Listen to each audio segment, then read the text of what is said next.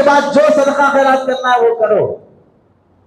دوسرا واقعہ، حضرت عمر رضی اللہ تعالیٰ فرماتے ہیں، یہ بھی شعب الایمان کی روایت ہے، حدیث نمبر 1256، فرمایا لَأَنْ أَمُوتَ بَيْنَ شَعْبَتَيْ رَحْلِي أَضْرِبُ فِي الْأَرْضِ أَبْتَغِي مِنْ فَضْلِ اللَّهِ أَحَبَّ إِلَيَّ مِنْ أَنْ أُقْتَلَ مُجَاهِدًا فِي سَبِيلِ اللَّهِ۔ میں اپنے بیوی بچوں کو پالنے کے لیے بازار میں کماتے ہوئے انتقال ہو جاؤں، یہ مجھے پسند ہے جہاد میں جا کر شہید ہونے سے۔ جہاد میں جا کر شہید ہونے سے بازار میں کماتے ہوئے میں انتقال ہو جاؤں، یہ مجھے پسند ہے۔ کون فرما رہے ہیں؟ حضرت عمر رضی اللہ تعالیٰ فرما رہے ہیں۔ یہ کیوں فرما رہے ہیں؟ جہاد کو جیسے دین سمجھ رہے ہو، کمانے کو بھی دین سمجھو، یہ بتانا ہے۔ مال کمانے کو بھی دین سمجھو۔ جب مال کمانے کو امت نے دین نہیں سمجھا، دنیا سمجھا، تو پھر اس میں دین اور شریعت کے احکام کی بجاوری بھی نہیں کی، کیونکہ دین کہاں پر جس کو دین سمجھے گا اسے نبی اور رسول کی ہدایت کے حساب سے فالو کرے گا۔ بھئی یہ تو دین ہی نہیں ہے تو میں اپنی منمانی سے کما لوں گا۔ اللہ کے بندے وہ بھی دین ہے، اس میں بھی خدا رسول کا حکم آئے گا کیسے کمانا کیسے نہیں کمانا۔ امت کو یہ غلط فہمی چل گئی ہے کہ نماز دین ہے، روزہ دین ہے، مسجد دین ہے، مارکیٹ دین نہیں ہے، جس کی وجہ سے مارکیٹ میں آنے کے بعد اللہ رسول کی سننے تیار نہیں ہے۔ ارے اس کو دین سمجھو اور اس کو دین کے حساب سے کرو، ورنہ حرام میں مبتلا ہو جائے گی قوم مال کماتے کماتے۔ علماء نے لکھا ہے،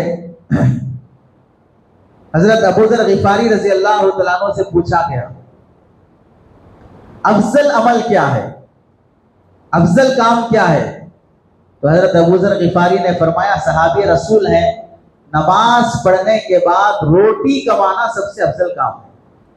نماز پڑھنے کے بعد روٹی کمانا، روزی کمانا سب سے افضل کام ہے۔ تو انہوں نے تعجب سے پوچھا، بھئی ایسے کیسے ہوگا؟ تو حضرت ابو ذر غفاری نے فرمایا، اگر روزی روٹی نہیں ہوگی تو لوگ نماز پڑھنے آئیں گے؟ کھانے کو کچھ بھی نہیں ہے اور جا کے بلائے نماز کو چلو، آئے گا وہ شخص؟ ارے روزی روٹی بھی ہوگی تو ہی لوگ عبادت کریں گے۔ جب کھانے کے لالے پڑے ہوئے ہیں تو کوئی دین کو اہمیت نہیں دے گا۔ اس کو سمجھا سکتے ہیں کہ اللہ کے بندے، اللہ کھانا دیا، کپڑے دیا، روزی دیا، سب اللہ دیا، پھر شرم نہیں آتی نماز کو نہیں آ رہا ہے، اللہ کی اتنی نعمتوں کی نافرمانی کر رہا ہے۔ اب اگر کچھ بھی نہیں ہے اس کے پاس تو بولے گا اللہ کھا دیا بول کے میں آنا نماز کو۔ یہ حکمت سمجھائی حضرت ابو ذر نے کہ اگر روزی روٹی نہیں ہوتی تو لوگ نماز کو اہمیت نہیں دیں گے۔ حضرت حسن بصری رحمت اللہ علیہ سے ایک صاحب نے پوچھا کہ میں دھوبی ہوں، کپڑے دھو کر صاف ستھرے کر کے کماؤں گا تو ہی میرا گھر چلے گا، اگر میں کپڑے دھو کر صاف ستھرے نہیں کروں گا تو میرا گھر نہیں چلے گا۔ اب کپڑے دھونے کے لیے گاؤں سے باہر جانا پڑتا ہے، ادھر جماعت میری چھوٹ جاتی ہے۔ اب میں آپ سے مسئلہ پوچھنے کے لیے آیا ہوں کہ میں جماعت سے نماز پڑھنا ضروری ہے یا میں دھوبی ہوں تو گاؤں سے باہر جا کے کپڑے دھو کے آنا ضروری ہے؟ اگر گاؤں سے باہر گیا، یہاں کی جماعت سے نماز نہیں پڑھ سکتا ہوں، یہاں پڑھا تو میں پھر دھونے نہیں جا سکتا ہوں۔ حضرت حسن بصری سے سوال ہوا تو آپ نے فرمایا تجھ پر جماعت کی نماز واجب نہیں ہے، پہلے اپنی روزی روٹی کی فکر کر اور وہیں اپنی نماز پڑھ لے۔ نماز چھوڑنے کا حکم نہیں دیا، جماعت کا مسئلہ ہے۔ جماعت اگر آنے میں دشواری ہے، گاؤں کے باہر جا رہا ہے تو پھر وہیں نماز پڑھ لے۔ آپ جانتے ہیں کتنے صحابہ اکرام تھے کھیت کھلیان میں کام کرتے تھے، تو آپ نے خود ان صحابہ سے فرمایا دیکھو تم کھیت میں کام کرتے ہو، اذان دو اور اپنے کھیت میں ہی نماز پڑھو۔ یہ روایتیں باب الاذان میں موجود ہیں حدیث کی کتابوں میں۔ تو اس سے معلوم ہوا کہ آدمی کو اگر جماعت بھی چھوٹ جاتی ہے دور ہونے کی وجہ سے، مسجد کی ملکی میں رہ رہا ہے، مسجد کے بازو رہ رہا ہے، نماز کو نہیں آ رہا ہے، تو بتائیے روزی میں کہاں سے برکت رہے گی؟ اس واسطے دوسری چیز جو سمجھنا ہے کہ پیسہ کمانا دین ہے، پیسہ کمانا عبادت ہے، عبادت کے طریقے پر کمائیں۔ حضرت حسن بصری فرماتے ہیں اگر مسلمان، سفیان ثوری رحمۃ اللہ علیہ فرماتے ہیں اگر مسلمانوں کے پاس پیسہ نہیں رہے گا تو دنیا والے ان کو ٹیشو پیپر بنا لیں گے۔ دنیا اگر مسلمانوں کے پاس دنیا نہیں رہے گی تو لوگ انہیں ٹیشو پیپر بنا لیں گے، جو بن میں آیا ویسے یوز کریں گے۔ غریب آدمی دیکھیے مالدار آدمی اگر اخلاق والا بنے تو اس کے اخلاق کی بھی ویلیو رہتی ہے. اگر غریب آدمی اخلاق والا بنے گا بھی تو لوگ کہیں گے حیثیت ہی کیا ہے اس کی، اس واسطے ویسا ہے، وہ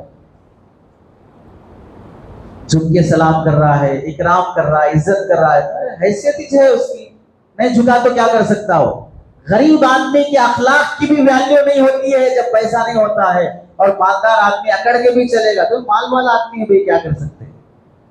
پتا چلا مالدار کا تکبر بھی معاف ہے اور غریب کے اخلاق کی بھی کوئی حیثیت نہیں ہے. اس واسطے مال مسلمانوں کے لیے بہت ضروری ہے. اس معنی کر بھی آپ بتائیے اس ملک کا پرائم منسٹر کون ہے؟ جانتے ہیں؟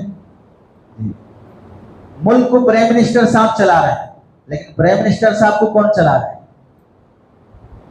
جی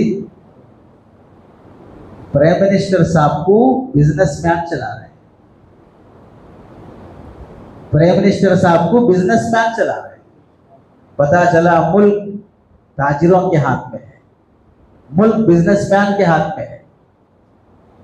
ہر پارٹی بزنس مین سے ڈیل کرتی ہے، ہر 5 سال میں اتنا یہ کرو تمہاری وہ لینڈ معاف کر دیں گے، وہ ٹیکس معاف کر دیں گے، وہ فلاں معاف کر دیں گے. پتا چلا سیاسی لوگ بھی تاجروں کے محتاج ہیں. تو تیسری بات آپ حضرات سے، پہلی بات تھی توکل کی، دوسری بات تھی عبادت مقصد زندگی، تیسری بات تھی کمانا دنیا نہیں ہے، کمانا عبادت ہے، دین ہے. دین ہے تو دین کے طریقے پہ کمانا، دین ہے قرآن حدیث اور اللہ کے نبی کے احکامات کے مطابق کمانا. چوتھی بات ہے تاجروں کے وہ واقعات جس سے اسلام میں نبی کریم صلی اللہ علیہ وسلم کے یہ اخلاق اپنانے کی وجہ سے تاجروں کی برکت سے کتنا دین امت میں پھیلا ہے.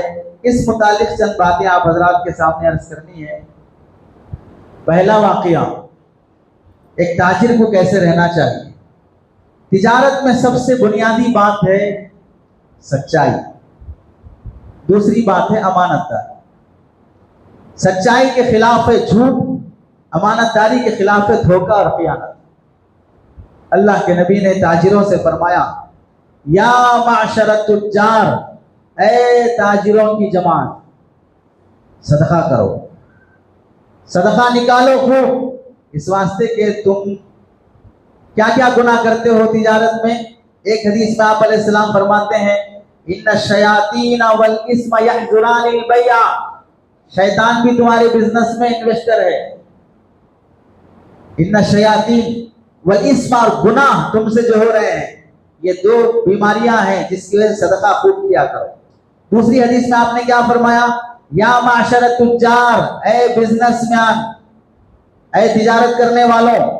یہ حدیث ایسی سنو گویا کہ اللہ کے نبی اس وقت ہم سے خطاب فرما رہے ہیں. سمجھانے کے لیے بول رہا ہوں، بات میں نبوت کا دعویٰ کرتی بول کے نہیں بولا. نبی مخاطب ہے امت سے، اے یا معاشر التجار، اے تاجروں کی جماعت. کیا فرمایا انکم تکثرون الحلف، تم بہت قسم کھاتے ہو تجارت، بات بات پہ قسم کھاتے ہو. فَاخْلِطُوا بَيْعَكُمْ هَذَا بِالصَّدَقَةِ، تو اپنی اس تجارت کے ساتھ ساتھ خوب صدقہ کیا کرو. یہ صدقے کی برکت سے تمہاری یہ جھوٹی قسمیں معاف ہو جائیں گی. تیسری حدیث میں آپ علیہ السلام نے کیا فرمایا یا معاشر التجار، اے بزنس کرنے والوں، ان هذا البيع